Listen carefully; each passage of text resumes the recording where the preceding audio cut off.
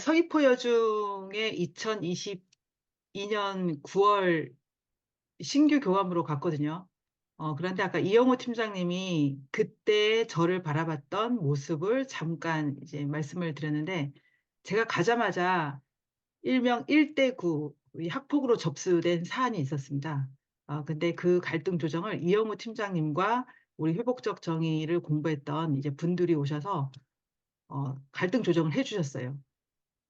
그리고 이제 저도 직접 조정을 하거나 협력 진행자로는 뛰지를 않았거든요. 왜냐하면 제가 그 학교의 관리자이고 또 이제 같은 팀에 소속되어 있기 때문에 일단 저는 거리를 두고, 그다음 그 갈등 조정을 하는 데 있어서 어쨌든 그 겉에서 드러나지 않게 이제 조력을 했습니다.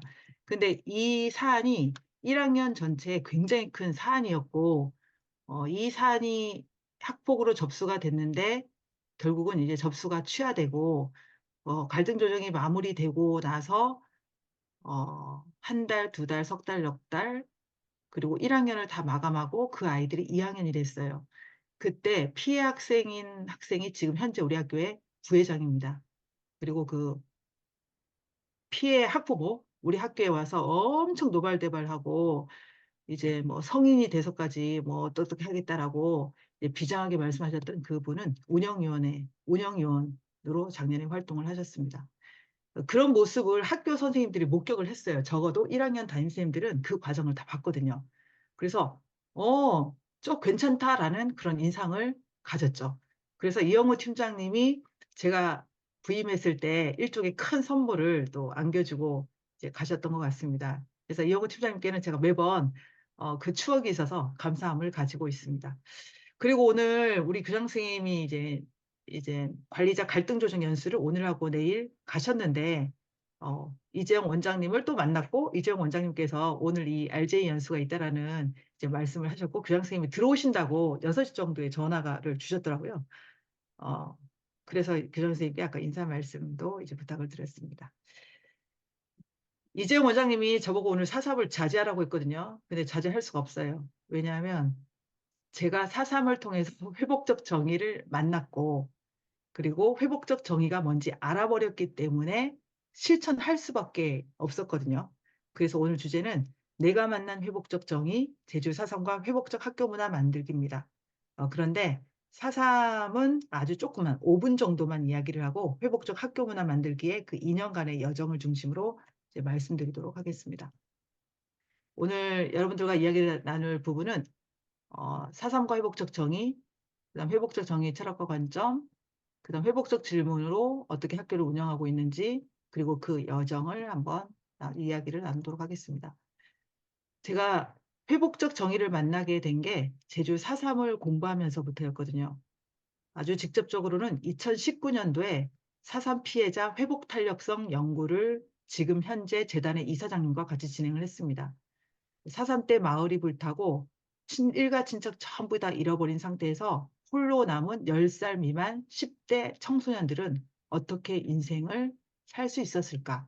이 부분의 주제를 가지고 주요 증언자들을 만났는데, 그때 4.3 당시 마을이 맨 먼저 불타버린 마을에 어린 남매가 있었거든요. 8살 소녀와 5살 남자 동생이 있었는데, 이때 8살 소녀가 저희 어머니에 해당이 됩니다. 그리고 8살과 5살, 그러니까 저희 어머니와 외삼촌도 사삼 피해자 회복 탄력성 연구의 주요 증언자로 채택이 됩니다. 어쨌거나 저는 그 연구를 진행을 하면서 그들로부터 들었거든요. 우리가 질문을 했어요. 선생님, 그때 마을이 불타고 홀로 남았는데 어떻게 다시 인생의 회복을 기할 수 있었습니까? 라고 이야기를 했을 때 대통령이 진정 어린 사과를 해줬다.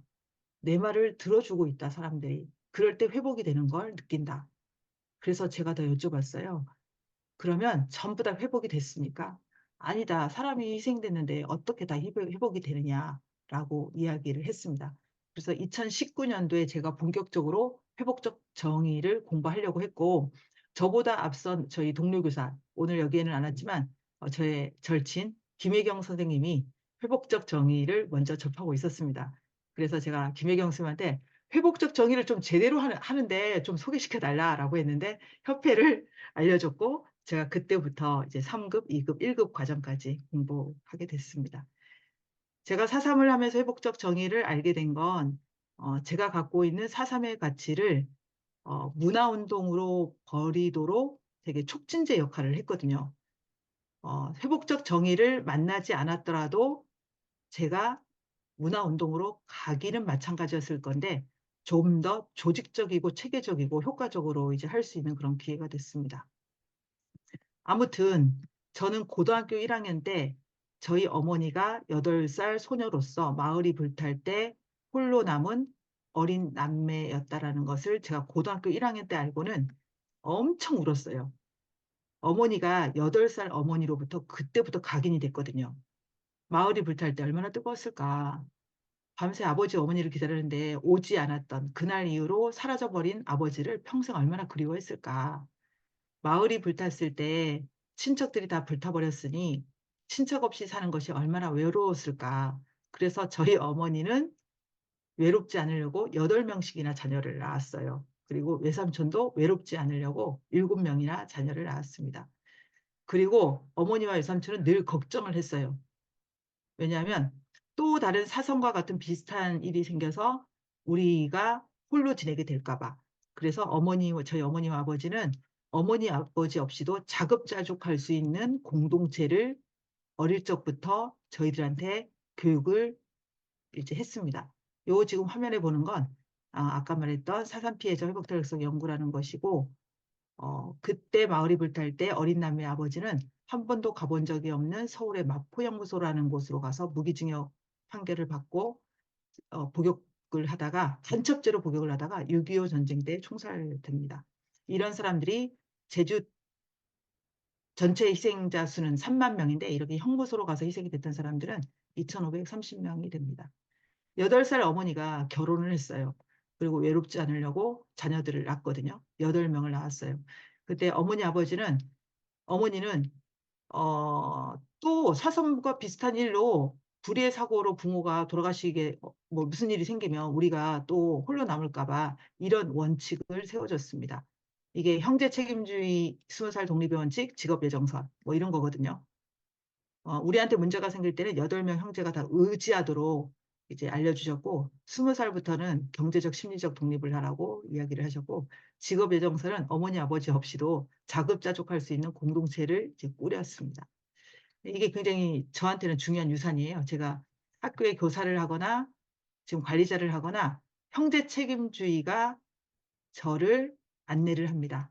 우리 학교의 모든 선생님, 모든 친구들을 이런 개념으로 제가 바라볼 수 있습니다.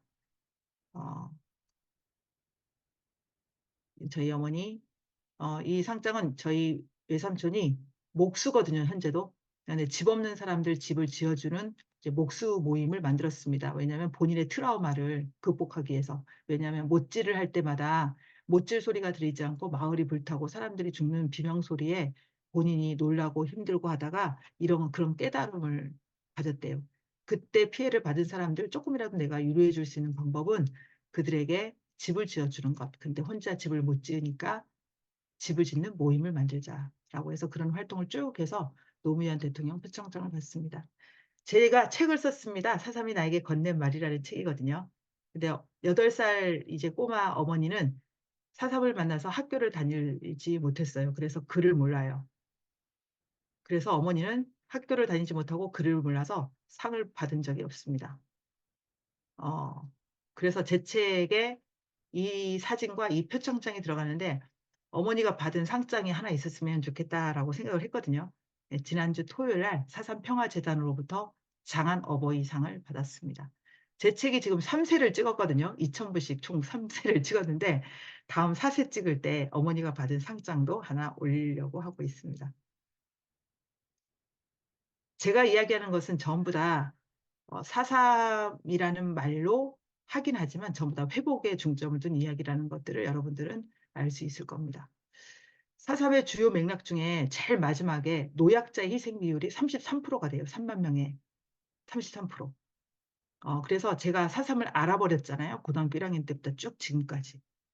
저는 단순해서 아는 거랑 행동하는 거랑 생각하는 거랑 똑같아요.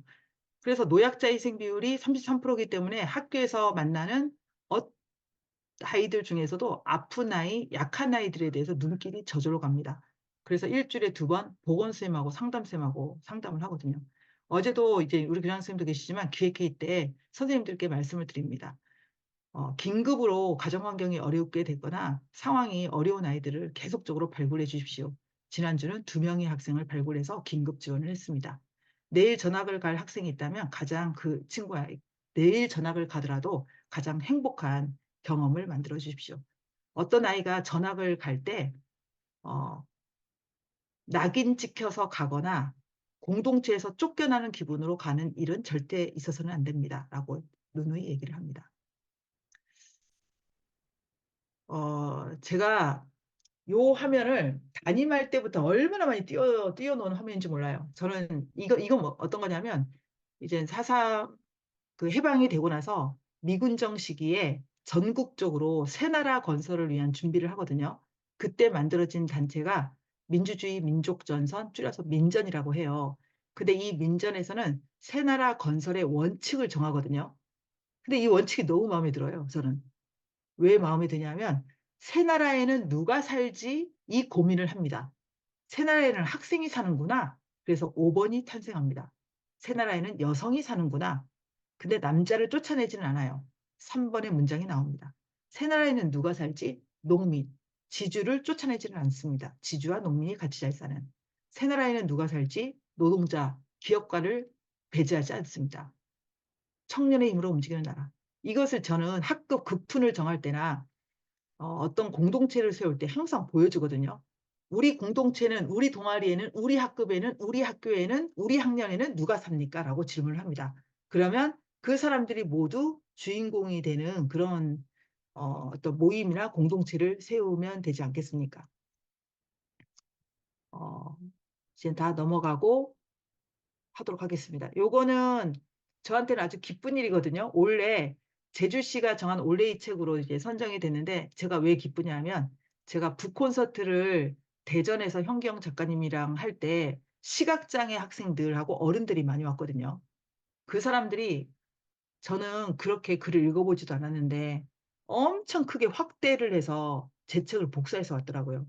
그래서 점자 번역을 빨리 해주고 싶다. 어떻게 하면 되지? 라고 했는데 올해의 책으로 선정이 되면 제 1순위 사업이 점자 번역이래요.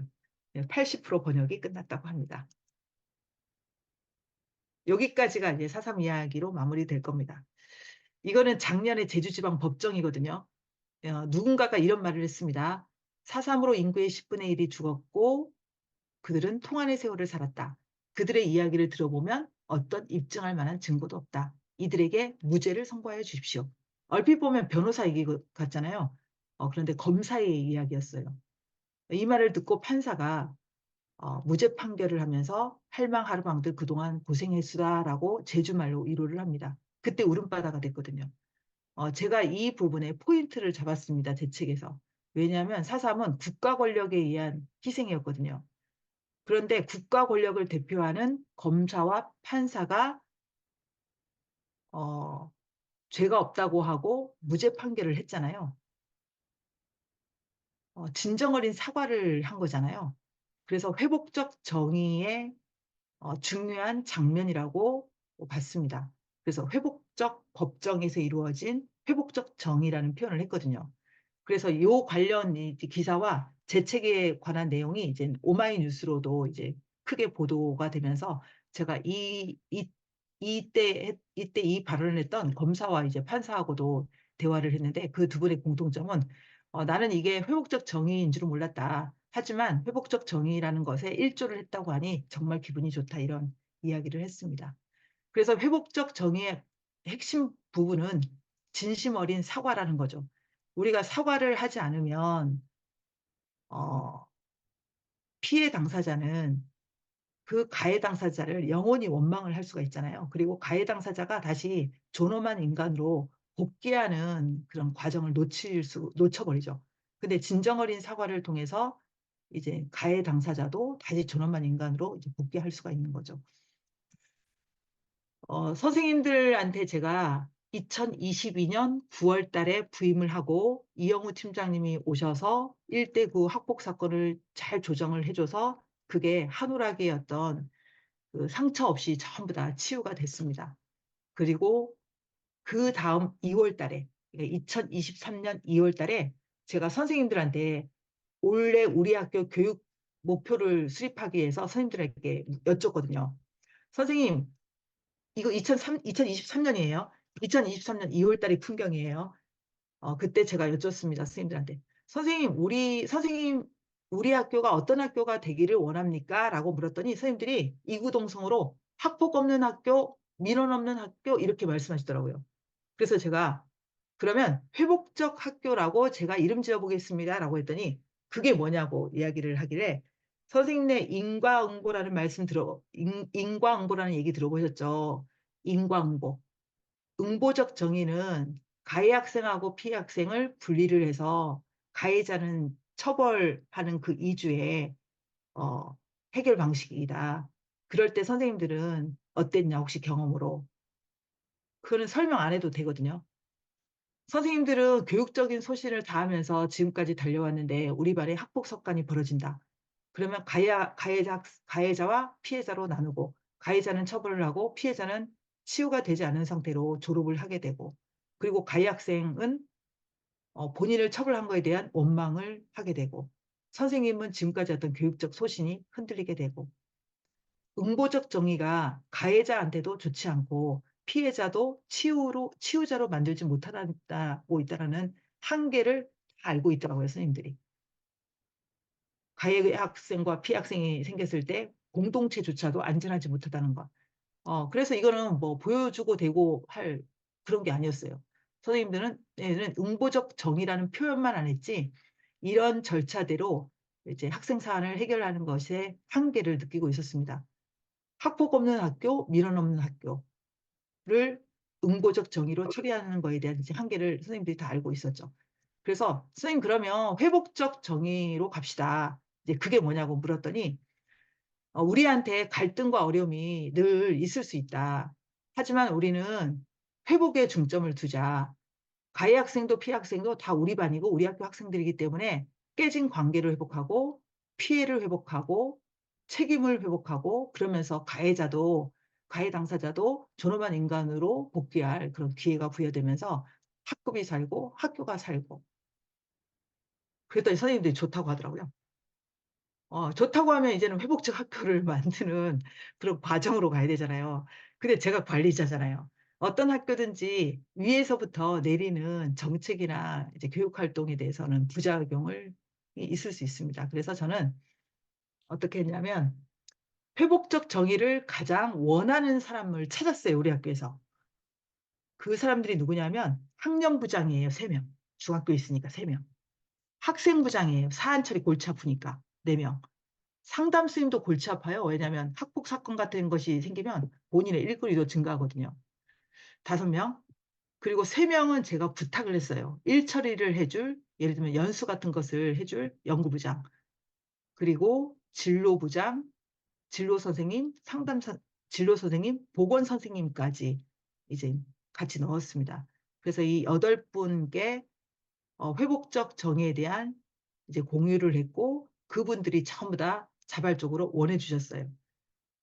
그리고 나서 이 연수는 모든 교사들을 대상으로 하진 않았거든요. 제 욕심 같아서는 하고 싶었지만 그렇게 했을 때 부작용이 우려됐거든요. 회복적 정의에 대해서, 회복적 생활교육에 대해서 그냥 하고 싶다라는 생각이 들 때쯤 하자라고 생각해서 작년 같은 경우는 원하는 선생님들만 직무연수 15시간을 이수를 했고 원하는 사람들만 회복적 정의 이제 전문적 학습 공동체를 꾸렸습니다. 그러면서 저는 사례를 많이 만들려고 했죠. 사례. 회복적 정의에 입각한 회복적 생활교육으로 갈등을 조정하고 대화를 진행했던 그런 사례들을 많이 만들려고 했습니다. 그래서 그런 사례들을 좀 말씀해 보도록 하겠습니다. 이거는 여러분들이 제가 이영호 팀장님한테 오늘 오시는 분들 이제 어느 정도 이제 회복적 생활교육이나 회복적 정의에 가까이 오신 분들이에요라고 여쭤봤더니 거의 대부분은 다 입문을 했다고 하더라고요.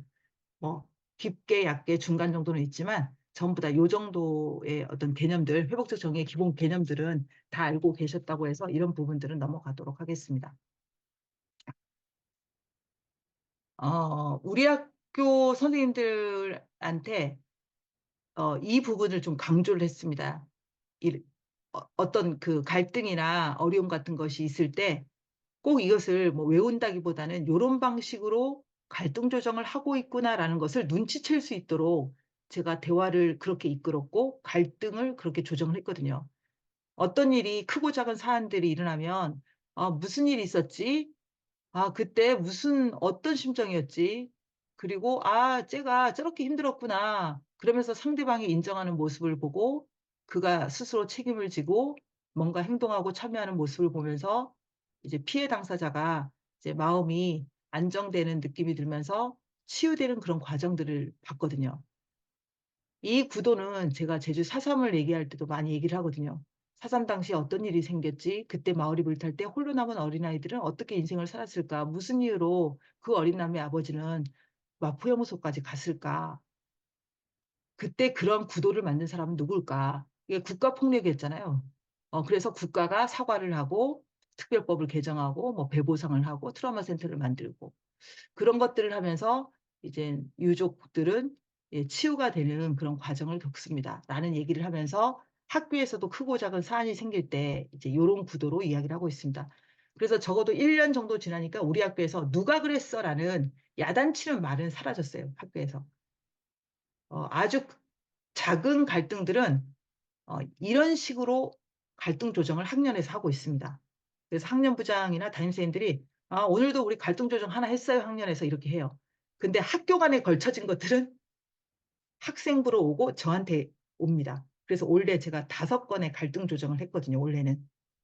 어 학생부로 그렇게 갈등 조정을 원한다라고 접수를 한 사안만 제가 처리를 합니다. 제가 직접 나서거나 그러지는 않거든요.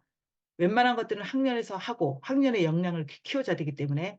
그런데 학년에서 다시 학생부를 통하고 저한테 의뢰가 온 경우들이 5건입니다. 5건들은 제가 갈등 조정을 우리 제주도에 있는 우리 회복적 정의 전문가 선생님을 이제 부탁을 해서 같이 협력 진행을 하고 있습니다. 음. 5월 달에 학부모님 연수를 했거든요. 이제 회복적 정의와 회복적 생활 교육. 그래서 가정에서는 이제 "어떻게 하는 것이 좋겠습니다."라는 이런 얘기를 할 때 부모님들이 엄청 웃었어요. 제가 이렇게 얘기했거든요. "오늘 집에 가면 소파에 일렬로 앉아 있지 마시고 그냥 둥그렇게 앉아서 집에 소중한 물건이 있으면 그걸 든 사람만 먼저 이야기하고 다른 사람들은 이야기를 한번 경청해 보십시오. 가족 내에서도 발언권이 강한 사람이 있고 듣기만 하는 사람이 있답니다. 근데 누군가가 말할 때 한번 들어보는 것. 그리고 저는 학교의 담임선생님들한테 추억을 많이 만들어 주라고 하거든요, 추억. 그래서 우리 학교는 지금 4월 달에 1 학년 전체 학생들이 4 시간씩 실내 서클을 진행을 했어요. 1, 2, 3, 4 교시. 실내 서클을 하는 이유는 갈등과 문제가 없어도 하면 할수록 좋아요. 왜냐하면 실내 서클은 서로를 알아가는 과정이기도 하고 같이 추억을 만드는 과정이기도 하거든요. 구성원들끼리 신뢰가 축적이 되면 갈등과 어려움이 생겨도 돌아가고 싶은 욕구가 생겨요. 근데 추억이 없는 공동체는 문제가 생기면 '그래 그냥 대면대면한 사이로 지내면 되지 뭐 그렇게 친해질 거 있나?' 이런 생각이 듭니다. 그래서 우리는 학교에서 그걸 강조를 해요. 어 친구들끼리 얘기할 때도 도란도란 둥그렇게, 선생님하고 얘기할 때도 도란도란 둥그렇게. 갈등이 없어도 이제 그런 추억을 많이 만드는 그런 모임을 자주 하라고 제가 선생님들한테 이제 말씀을 했더니 많이들 하고 있습니다. 회복적 학교 문화 만들기는 가정에서 그런 것들을 같이 해 주면 더 쉽거든요. 그리고 여러 사람이 이 회복적 정의에 공감을 갖고 있으면 쉽습니다. 저는 작년에 이 회복적 학교 문화 만들기 첫 해 사업을 할 때 8 명의 협력자들을 같이 동참시킨 것이 정말 잘한 방법이었다라고 이제 생각을 하게 됐어요. 왜냐하면 연말에 제가 작년에 1급 회복적 정의 전문가 1급 보고서 제목이 회복적 학교 문화 만들기였거든요. 그래서 보고서에도 써야 되잖아요. 그래서 그 협력 활동을 했던 8명 선생님들께 "선생님 1년 동안 했었던 소감 한 5 줄씩만 적어 주세요."라고 제가 얘기했거든요. 근데 한 페이지, A4 용지 반 페이지씩 선생님들이 다 적어 주셨더라고요. 쪼끔 이따가 여기에서 보여 드리도록 하겠습니다. 그러면서 올해가 된 거예요. 아 그리고 작년에 우리 교장 선생님은 대가족 대가족 집안에서 자라신 분이었어요. 그래서 대가족 집은 여러분들 알잖아요, 분위기가. 사회 분위기가 도란도란하고 그다음 마루에 둥그렇게 많이 앉아서 이런저런 이야기를 하고 대화를 많이 하고 하잖아요, 세대 간에. 그래서 우리 교장 선생님은 서클의 그 관점을 갖고 계셨던 분이에요. 회복적 정의와 회복적 생활 교육은 아예 모르지만. 그래서 작년에 회복적 학교 문화 만들기에 대한 되게 뭐라고 하는가 그런 부드러운 분위기를 교장 선생님이 이제 그 자체로 만들어 주셨거든요. 이 공부를 안 하더라도. 서클의 전통을 갖고 계신 분이니까.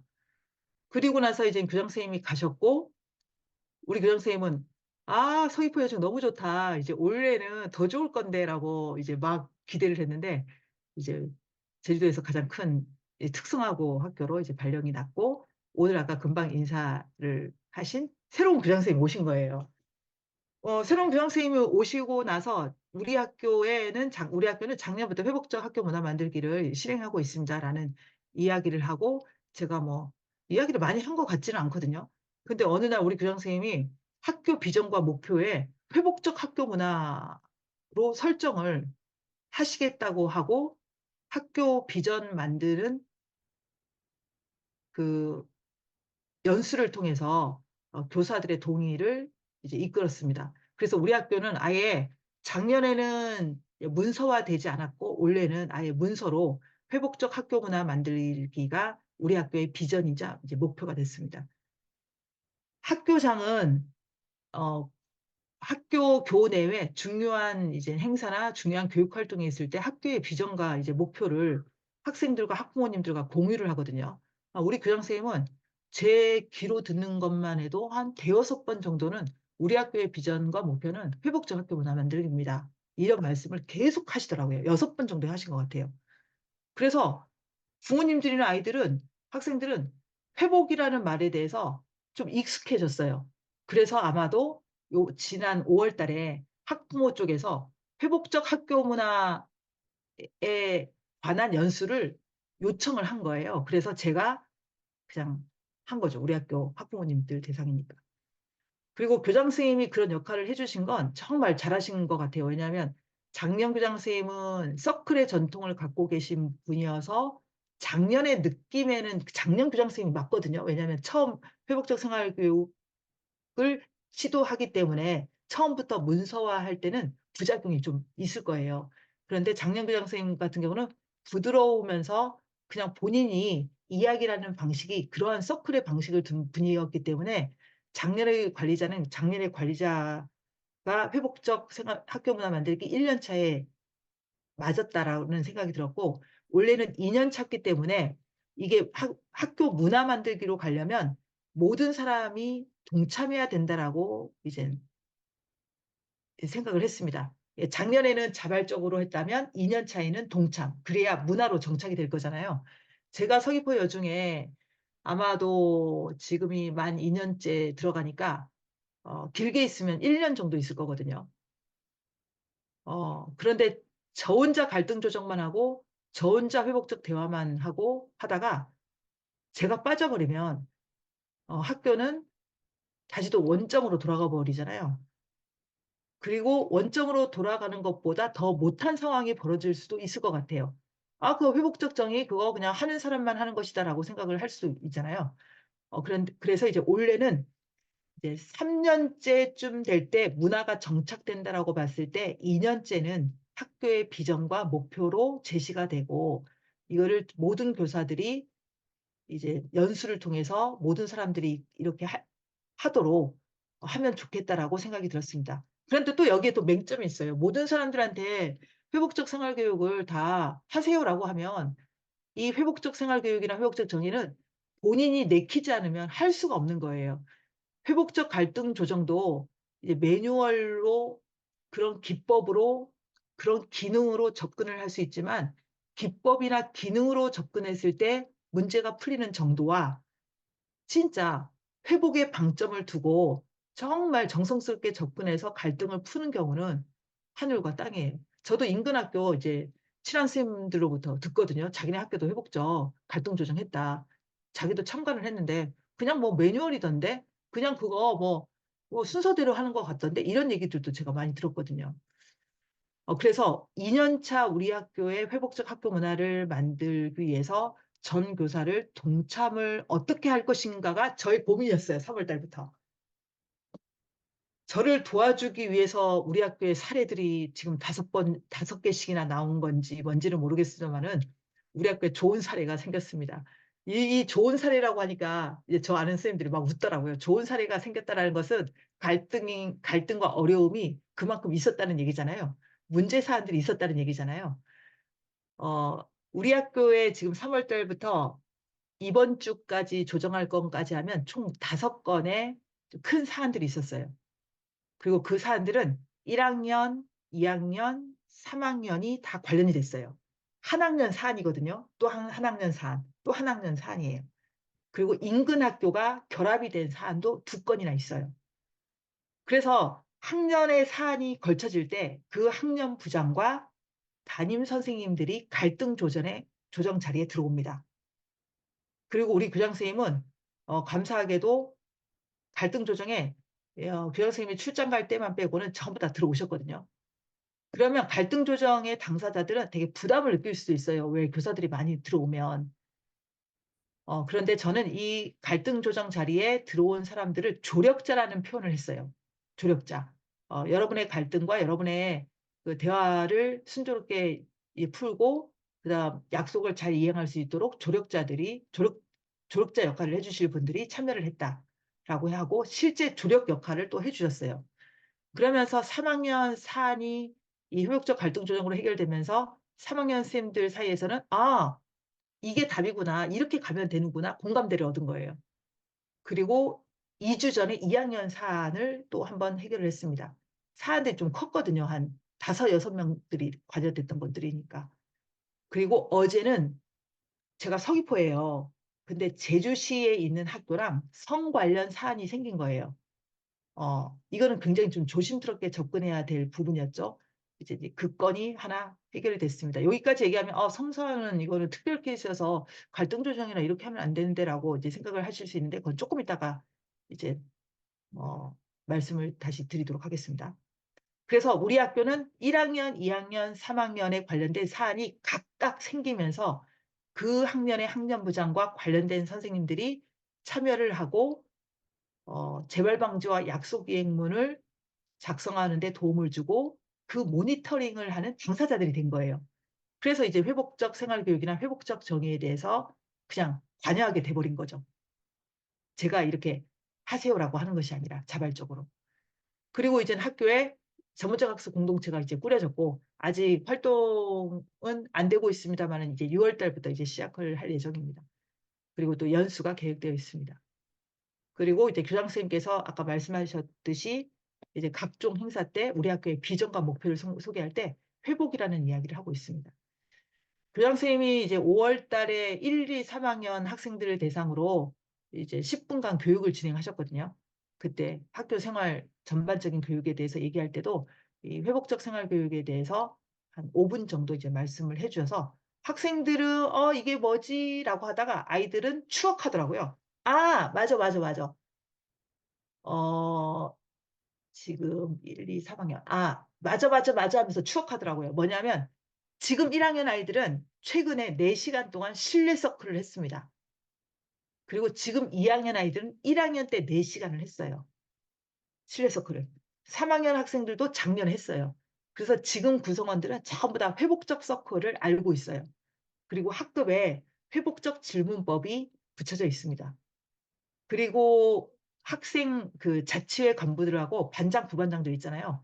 그 친구들이 리더십 연수를 갈 때 제가 요거를 어떤 때는 괜히 했다고 싶거든요. 왜냐하면 교장 선생님이 저한테 일을 너무 많이 시켜 가지고 교장 선생님이 간부 수련회 때도 요것을 교감 선생님이 한번 직접 좀 해 보시면 좋겠습니다."라고 제안을 해서 제가 제주에 있는 우리 회복적 정의 전문가 이제 두 분 선생님과 같이 2시간 동안 간부들을 대상으로 이제 회복적 생활 교육을 진행한 적이 있거든요. 그래서 적어도 아주 잘하지는 못하지만 학생들은 회복이라는 말을 쓰더라고요. 그리고 어떤 때는 저한테 바로 오기도 해요. "선생님 저 갈등 조정 좀 해 주세요." 어제도 왔거든요. "선생님 저 갈등 조정해 주세요. 선생님 저 회복적 상담 좀 해 주세요."라는 말을 해요. 그래서 저도 '얘네가 이 회복이라는 말을 어디서 들었지?'라고 했는데 그때 들은 것 같더라고요. 그때 저한테 바로 오면 제가 바로 알아거든요. 왜냐하면 "담임 선생님하고 한번 회복적 상담을 해 보세요." 또는 "학년에서 한번 해 보세요."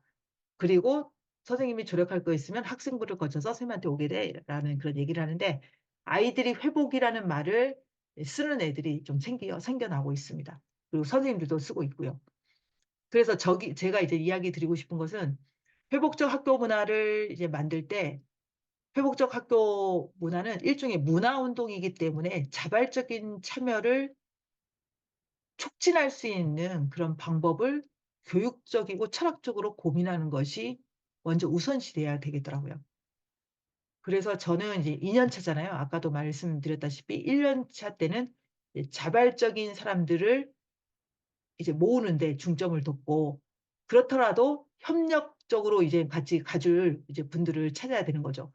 그리고 또 이제 두 번째 같은 경우는 일종의 문서화를 하고 모든 교직원들이 이 부분에 근접할 수 있도록 아까와 같은 사례들이 생기면 좋은 사례가 생겨서 좋은 건지 어떤 건지는 잘 모르겠습니다마는 어쨌든 그러한 기회들이 마련이 된 거죠.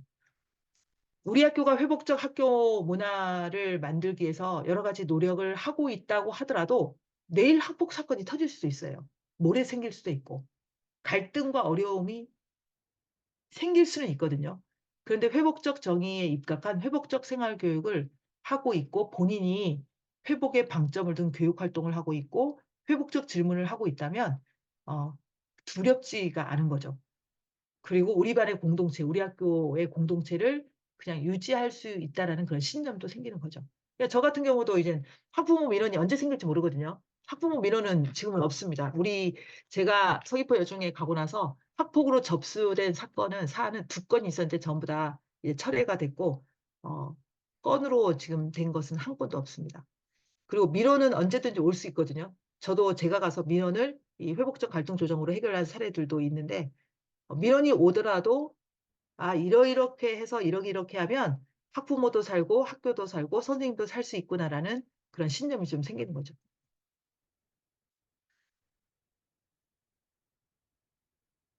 어 요 5가지 질문의 틀을 생활교육위원회에서도 작년부터 적용을 했습니다. 꼭 회복적 대화 모임이 아니고 기존의 선도위원회라는 게 있잖아요. 선도위원회가 지금 생활교육위원회로 전부 바뀌었는데 생활교육위원회의 질문법이 여러분들 아시다시피 요렇게 진행이 됩니다. 학생부장이 사안을 읽어요. 그리고 당사자와 부모가 입장을 하죠. 당사자한테 "이의가 있냐?"라고 묻습니다, 사실 확인에 대해서. 그리고 "할 말 하라." 그리고 학부모님도 "할 말 하라."라고 해요. 그리고 그분들은 나가고 선도 규정을 적용을 시킵니다. 교내 봉사, 그다음 사회 봉사 뭐 기타 등등으로.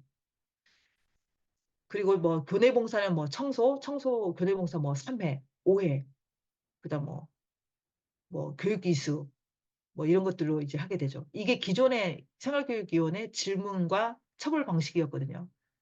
근데 이제 작년에 생활교육위원회가 한 번 열렸거든요. 그 한 번으로 인해서 우리 학교 생활교육위원회 질문의 틀이 바뀌었어요. 그리고 그 한 번 열릴 때 그 바꾼 질문으로 우리 학교에서는 모든 학교가 지금 그걸 적용하고 있잖아요. 어 교육 활동을 하는데 수업을 방해하거나 교육 활동을 방해한 아이들에 대해서 긴급 분리를 할 때 어떻게 할 것인지에 대해서 학교마다 다 마련을 하고 있는데 우리 학교에서는 그 수업이나 교육 활동을 방해하는 학생을 분리하고 나서 그 아이가 스스로 하는 질문을 우리 생활교육위원회에서 있었던 그 질문의 틀로 이제 가지고 가서 지금 쓰고 있습니다. 물론 긴급 분리를 한 경우는 없었지만. 그래서 작년 사례를 잠깐 이제 말씀을 드리자면, 잠깐만요. 작년 사례를 조금 이따가 말씀을 드리도록 하겠습니다. 요거부터 얘기할게요. 사례는 사례로 쭉 모아서 한꺼번에 얘기를 말씀을 드리도록 하겠습니다. 회복적 학교 문화 만들기를 목표로 설정할 때 학교 전체를 어떻게 움직여야 될까라고 할 때 전교생을 대상으로는 서로 존중하고 신뢰할 수 있도록 신뢰 서클을 자주 하라고 제가 이야기를 하고 선생님들도 그 부분에 대해서 공감을 합니다. 그래야 갈등이 생겼을 때 돌아가고 싶은 생각이 들기 때문에. 그래서 추억을 많이 만들라고 몇 번씩이나 이야기를 하거든요. 그리고 이 15%에 해당이 되는 학생들은 학년에서 학년부장이나 담임선생님이 성찰문이나 회복적 질문을 통해서 해결할 수 있는 사례가 약 15%에 해당이 됩니다. 그리고 진짜 복잡하고 좀 고도의 그 이제 뭐 성찰을 필요로 하는 그런 것들은 학교에서 뭐 5% 미만으로 일어나거든요. 그래서 회복적 생활교육이나 회복적 학교 문화 만들기는 평화롭고 평범할 때조차도 해야 되는 교육이에요. 그때는 관계 형성이나 신뢰 서클로. 문제가 생기면 회복적 질문이나 회복적 상담으로. 근데 뭐 학폭의 위기까지 가고 뭔가 아이한테 위급한 상황을 빨리 회복시켜 줘야 되는 긴급 상황이 발생했을 때는 공동체 재통합 목적에서 이제 5%가 진행이 되죠. 그래서 회복적 학교 문화는 어 급할 때든 안 급할 때든 위기일 때나 아니면 평화로울 때든 전부 다 해당이 되는 거죠. 모든 학생들을 대상으로 할 수가 있습니다. 학생만 대상으로 하는 것이 아니죠. 교사 간에도 해도 되는 거죠. 그래서 선생님들도 그냥 대화할 때는 그냥 둥그렇게 앉아 가지고 그냥 이야기하고 나머지 사람들은 들어보고 이런 추억들을 많이 만들려고 저는 항상 이야기를 합니다. 제가 좋아하는 시거든요. 많은 사람들이 좋아하더라고요. 전국에 있는 많은 시민들이. 그런데 석줄까지를 가장 사람들이 많이 알고 있었습니다. 정현종의 방문객이라는 시 있잖아요. 사람이 온다는 건 실은 어마어마한 일이다. 그의 과거와 현재, 그의 미래가 함께 오기 때문이다. 입학식 때도 담임선생님 이 얘기 많이 하더라고요. 근데 저는 뒤에 말이 더 좋아요. 그가 올 때 같이 오는 건 뭐냐면 부서지기도 했을 그 마음, 부서졌을 수도 있는 그 마음이 온다. 부서지는 건 바람밖에 모르잖아요. 바람이 부셨으니까. 그 갈피를 아마 바람은 더듬어 볼 수 있을 마음. 내 마음이 그런 바람을 흉내낸다면 필경 한 대가 될 것이다. 작년 2월 교육과정 워크숍 때 제가 선생님들에게 이 시를 읽어드렸거든요. 그리고 위로를 했습니다. 여러분들이 만나는 아이들이 제비뽑기 잘해서 문제없는 학생들이 오기를 바라겠지만 아이들은 과거, 현재, 미래를 품고 왔습니다.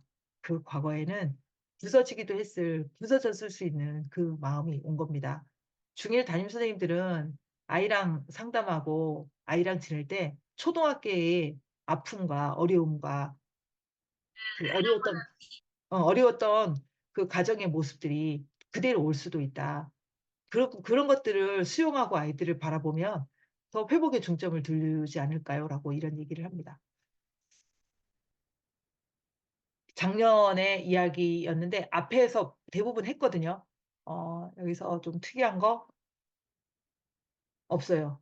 이거 다 얘기했네요. 회복적 질문으로 관계복을 위한 생활교육위원회 개최.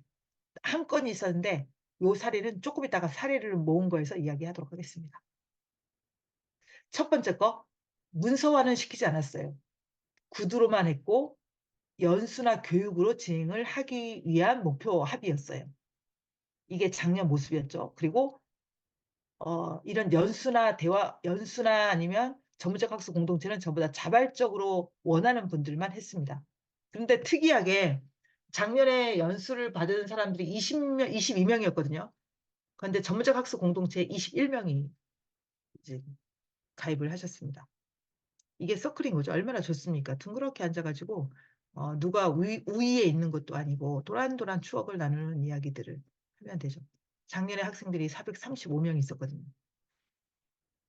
앞부분에서 4.3 당시에 해방이 되고 나서 미군정 시기에 새나라 건설을 위한 건국 5 원칙을 세울 때 새나라에는 누가 살지?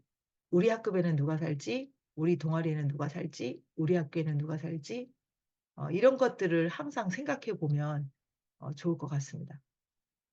작년에 서클을 운영을 했을 때 본부에 있는 우리 선생님들하고 코피에 있는 선생님들이랑 제주에 있는 선생님들을 께 제가 도움을 많이 받았습니다.